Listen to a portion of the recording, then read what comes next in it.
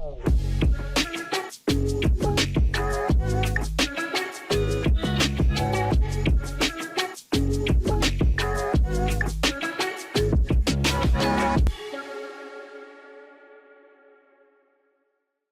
everyone. My name is Mark Anthony with Edge on Regenerative Medicine Show. We bring you the best of the best doctors in their niche and in their area. What I'm really excited today about is we're going to be meeting with Dr. Jody Tanner. You can go to livingwelldakota.com, livingwelldakota.com. And today's going to be a little bit different. You're probably wondering, what is SEERS? Have you heard of SEERS? What is that? What does that even mean? Is it a vitamin? Is it a health and wellness drink? No, it's not. Today we're going to be talking about what that means. What that is broken down is chronic inflammatory response syndrome.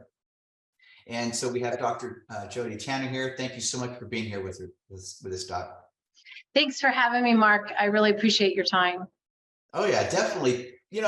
When I first heard this, I was kind of taken back when you shared this with me, and I was like, SERS, what the heck is that? And maybe if you can kind of tell us a little bit about it, but also what this focuses on and helping the body. Okay. So I know, Mark, you had reached out to me. You kind of wanted to know a lot about hormones. And one reason that I thought maybe you need to be aware of this, and other people who watch your show need to be aware of this, is because SEERS can affect your hormones. And so if we don't correct the chronic inflammatory response syndrome, will never get your hormones where they need to be.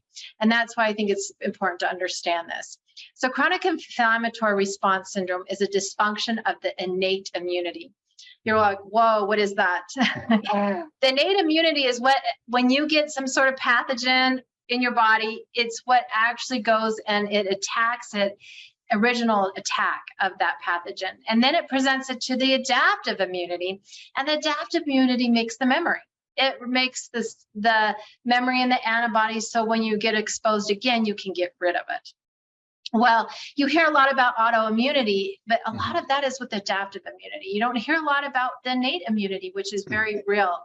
And so if you trigger this inflammatory response syndrome, you can have a multi-symptom, multi-system illness. And those are the people who are just chronically sick and have multiple symptoms, and they just feel chronic fatigue. Their hormones are messed up. They have memory issues. They have sinus issues. They're the people that walk through the door and you're like, I don't know how to help this person because they have so many symptoms.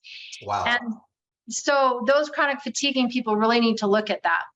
And so what SEERS is, it is caused from a biotoxin illness. What is a biotoxin? A biotoxin is what's released by the pathogen. So the most common cause of a biotoxin illness is from a water damaged building.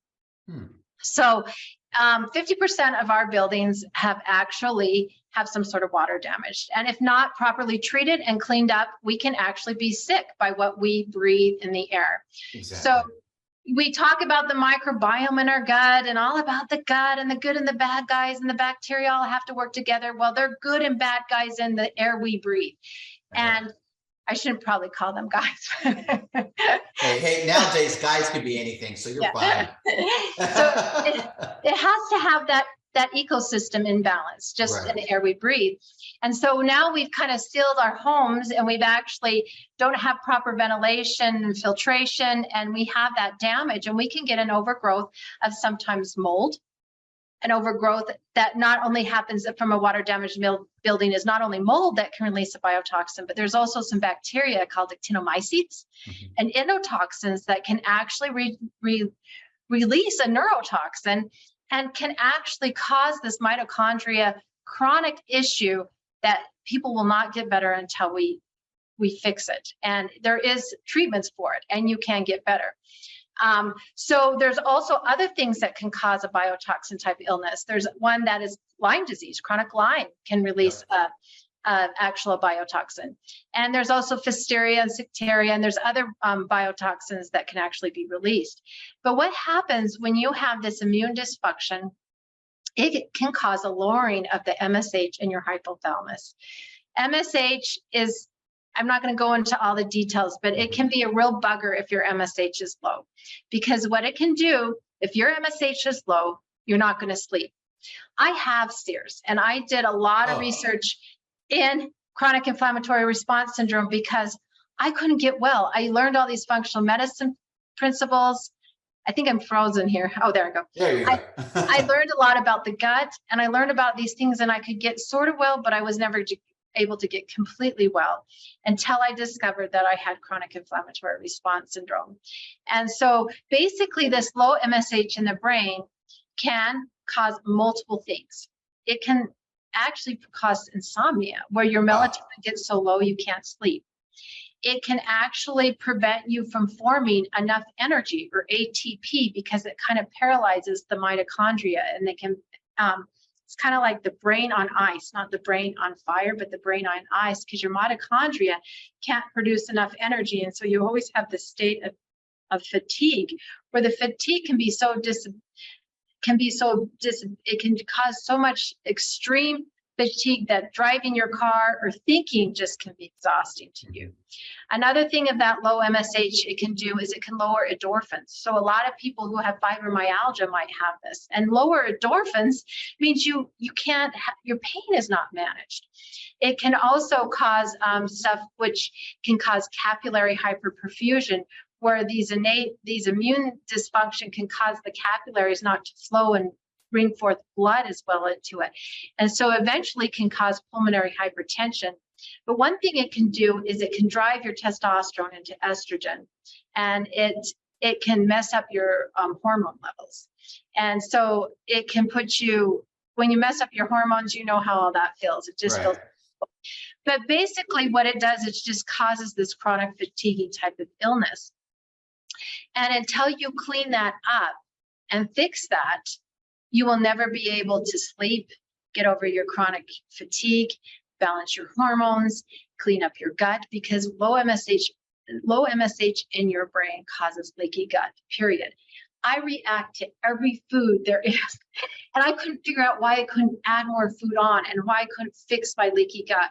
And the reason why is because I have this, and I was fixing the wrong thing. And I was removing foods, and I was trying to take supplements to help it, but my leaky gut was never clearing up because that MSH in my brain wasn't allowing the leaky gut to clear up. But eventually what it does is it can cause gray matter nuclear atrophy, where there's a shrinkage in your brain, and it can actually cause recent type of memory loss, where it's hard to organize your thoughts. It has attention issues. You can't remember what you did just recently. It's hard to just organize all those things together until you start treating it. But in long term, it can eventually cause right-sided heart failure from the pulmonary hypertension and can lead to dementia. Wow. How long have you had this though? So I think that this was something that I had developed a long time, and then got into a water damaged building and didn't know that I was being exposed to. I tested my office, and my mold levels were so high in that office that I had to move out. And that's when, and then I started going through the treatments, and I started feeling better. So 80% is caused by water damaged buildings. And if we're not cleaning up the building correctly, and ventilating the building, you're not going to get over it. But you also still have to go through the treatments, because you might remove yourself from that building. But if you have a genetic halotype that makes you prone to this, it will be very difficult for you to clear it without some help. And so when I started going through the treatments, that's when I started really noticing the recovery in my journey. One thing that it also can do is it can cause MARCoNS to develop in the nose. MARCoNS is a multiple antibiotic resistant coag negative staph. Whoa, but it basically is an infection. It doesn't necessarily cause sinus and all the nasal stuff, but what it can do is it can actually cause you to further split the MSH in your brain and further cause the fatigue. And we do think that maybe long COVID can be involved with this too, where it triggers this innate immune response. And then this MSH goes lower. And then if you have MARCoNS in your brain, MARCoNS in your nose, and we don't clear it up, the MSH goes down, you have more fatigue, you have more brain fog. And it's just this circle of just, I'm not getting well. How can I get well? But there is treatments for it. And so that's why I wanted to reach out to you, Mark, and bring awareness to that. Wow. So it's very interesting because a lot of people have never really heard, at least I have not really heard of this. Now, when you broke it down, it made more sense to me. I don't hear a lot about, SIRS, but like when you said, hey, okay, chronic inflammatory response syndrome. What is there another word that they're also calling that? Or is that basically just the dictionary interpretation? Um, Now, Like, doctors, like neuropathy, okay, everybody knows neuropathy. Is there another word that maybe they're starting to use so people I think know? surviving mold is Dr. Shoemaker. He is the MD that has brought this to the light. And it was used to be just from mold exposure, but he's realizing that there's other things that can actually cause SIRS, trigger it. And so he's really been on the forefront of trying to bring awareness to this. Okay. So if you've heard of mold illnesses, that's probably maybe one term that you maybe you've heard out there, but it really isn't just mold that can cause it. But Shoemaker's actually has brought forth a lot more research to validate his findings and has shown treatments and how they have worked, through his research. And so survivingmold.com, Dr. Shoemaker, Andrew Hyman has also done a lot of things. And he also works with a lot of doctors, training them for ERM. He's a functional doctor, MD. So it's out there, but the main term is chronic inflammatory response syndrome. Yeah, and it's a different, and when you think inflammatory, you're thinking more of hot and red, but they really think this is more like brain on ice because it causes hypometabolism in the brain and in your body where you're just not making enough energy. You're kind of like freezing. You're not like full of inflammation. So your inflammatory markers aren't high in this illness. It's really a mitochondria dysfunction where you just are not making enough energy. So what's the good news as in reversing this? The best way to reverse this? So there is treatments. And that is the key, that first of all, you have to remove the exposure. So if you're currently being exposed to something that could be triggering it, now sometimes it's difficult to know whether or not it's Lyme or whatever you're exposed to before. And there's tests that we can do to help figure that out. But 80% is from water damaged buildings. So a lot of times we just want you to check your environment where we do dust samples to see if there's any. There's a dust sample we can do, which is a PCR test for looking for that spore in the dust or looking for that actinomycetes or the endotoxins in the dust. So when things get in the air, it settles in the dust, and then you can do a PCR test, see actually what you're breathing. A lot of things like mold has a tendency to drop out of the air too fast. And a lot of people do spore testing where they trap air and try to grab that spore in the air, but a lot of these ones that cause disease drop out of the air too quickly and land in the dust. So the dust sampling are actually better tests to do, and then you can kind of see if maybe you're being exposed to that. But that would let you know if your environment that you're in could be involved. But the first test that you would want to do is a visual contrast sensitivity test. It's called a visual VCS. Visual contrast sensitivity test. And you can go on Shoemaker's website on survivingmold.com, and he has that visual test. So this visual test allows us to know if you have some sort of neurotoxin. Okay.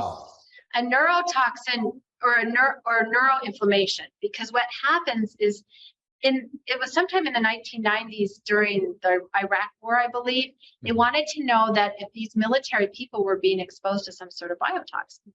So they created this test, which is a visual test, to see if they had some sort of optic inflammation or neuroinflammation. And they were able to develop this test that allows you to see an edge of a line. And they could tell as your ability to see the edge of a line declines, you're more likely to have some sort of neuroinflammation. If you have multi-symptom, multi-system illness, and you have a lot of these symptoms in these categories, and you fail this visual test, it's very, very specific on that you probably have chronic inflammatory response syndrome. If you have that, then what we have to do is check your immune markers and confirm that you have this. Once you confirm that, then we need to figure out the source by either looking at your environment that could be causing it, maybe looking at your history by Lyme, or maybe you were exposed to some bad lake water, something like that, that would have triggered it. And then we have to remove you from the exposure. But then once we do that, then we go through certain steps to get you better. And the steps are involved is giving you a binder to bind up the biotoxin, removing the marcons in your nose, cleaning up the gut, balancing your hormones, using high levels of fish oil and other things to suppress the immune high immune factors. Right. And then we use the final step is vasoactive intestinal peptide. It's a peptide, which is a small chain of amino acid that have shown to actually improve and actually can reverse pulmonary hypertension, reverse the brain issue, and help elevate and help the MSH problem in your brain balance again. And so once you move through those steps, you will definitely notice an improvement. And that was the first thing that I started noticing when I was removed out of that environment. Because I had cleaned up my gut, had balanced my hormones, but I just wasn't getting better. But it was when I started actually taking these binders and cleaning up the other things is when I noticed a true improvement in my health. Wow. That's amazing. So how long have you been, would you say that it's reversed? It's reversed this, or would you just say that it's still a struggle, or you're not struggling as much? So one thing with, if you can stay out of your environment that causes it, you can definitely reverse it. Okay. But you also have to live life. So there might be a building, if we know 50% of our buildings have some sort of water damage, and we go into a building and we're exposed again, we can have 2 or 3 days of fatigue, and it can trigger this immune response again. So you have to restart the binders for a few days, but your recovery is going to be a lot more quicker. A lot of people who have this illness, they can go into a building and in a short period of time, they know, and they don't have to tell, they can sense it. They can sense it because it might be a headache, it might be this fatigue. For me, my muscles start twitching. Wow.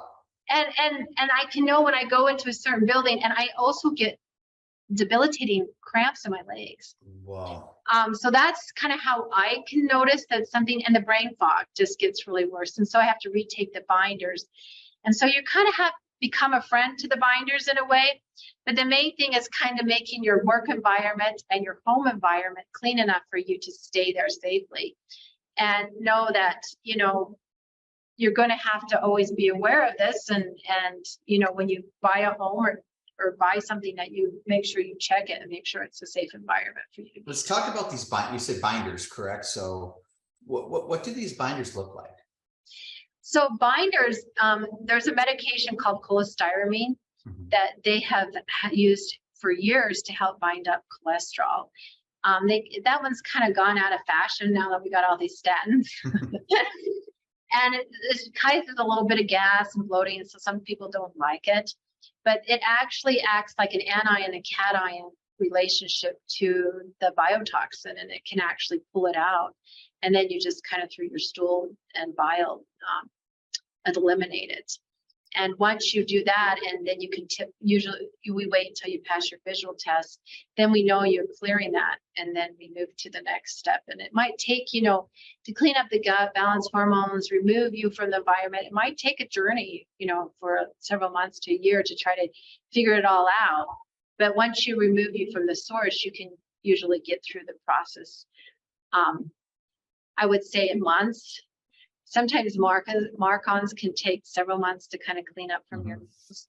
But I know my one child had chronic sinus issues, and he was 18 and was going to need sinus surgery. Wow. But when we removed him from that home, he didn't need sinus surgery, and it was kind of surprising to the doctor why he didn't need it.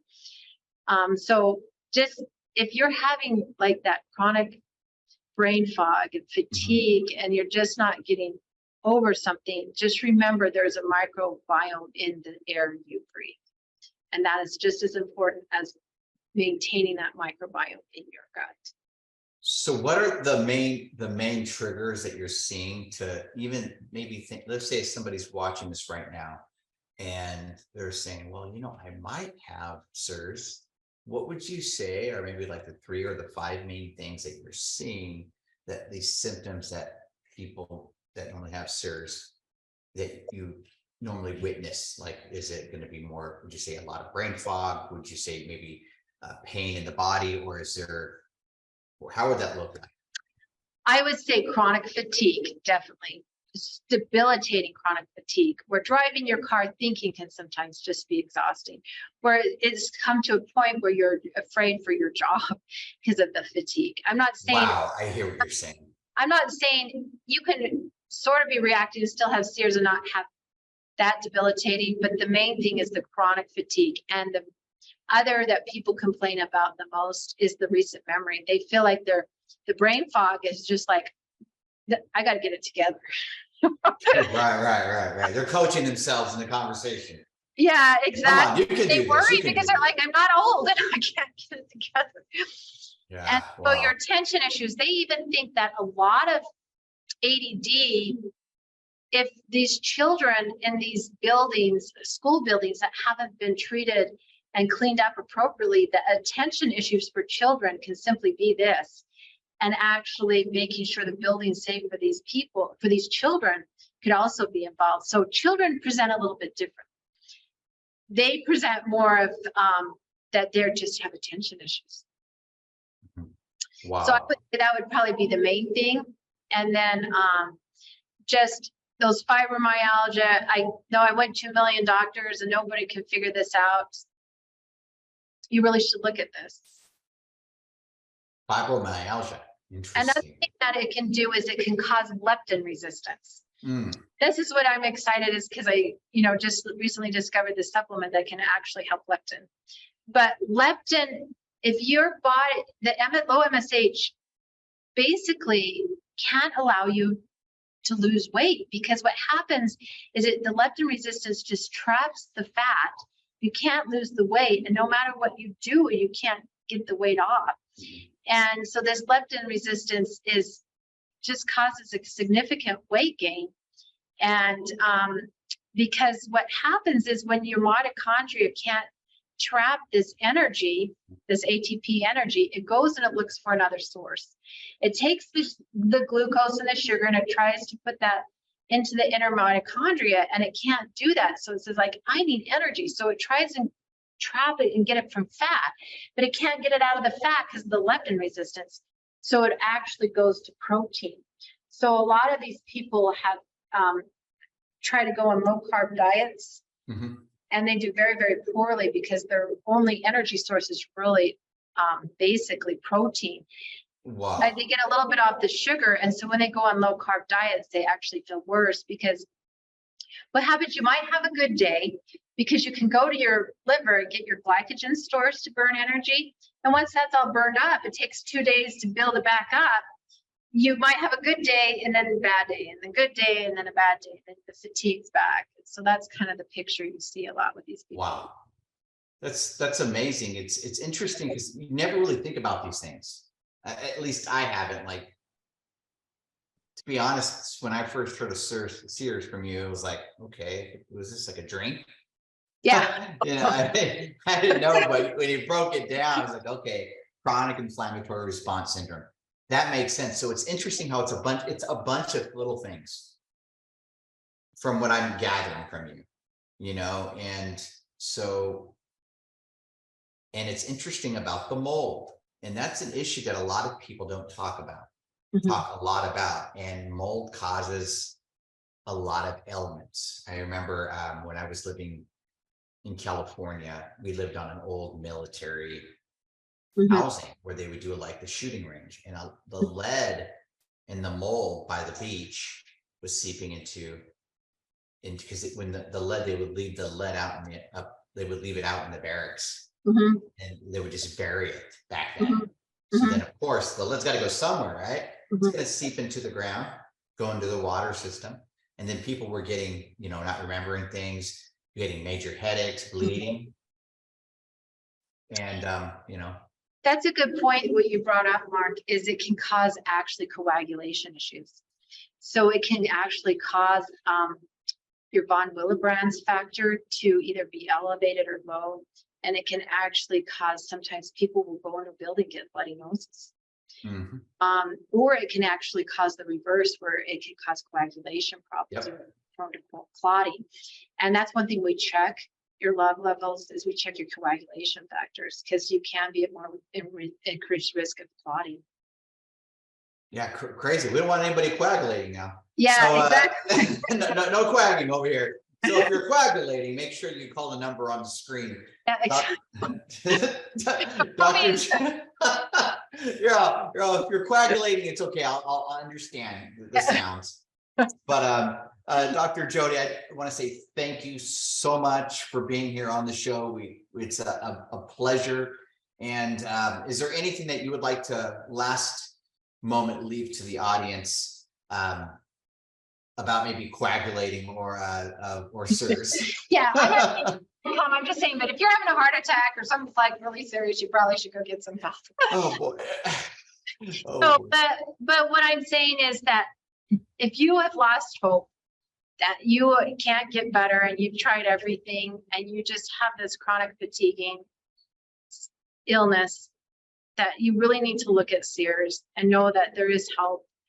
And you need to know about this and bring awareness to this. And also, I'm hoping that we can bring accountability to those who build our buildings and fix our buildings, that they can't let wood mold and then put that in a new building. Mm-hmm. They have to be careful because it does make us sick. And there needs to be accountability for that. And we need to make our buildings safe for us to live in. And we need help to do that too. I can't get you physically well if I don't have people getting our buildings physically well.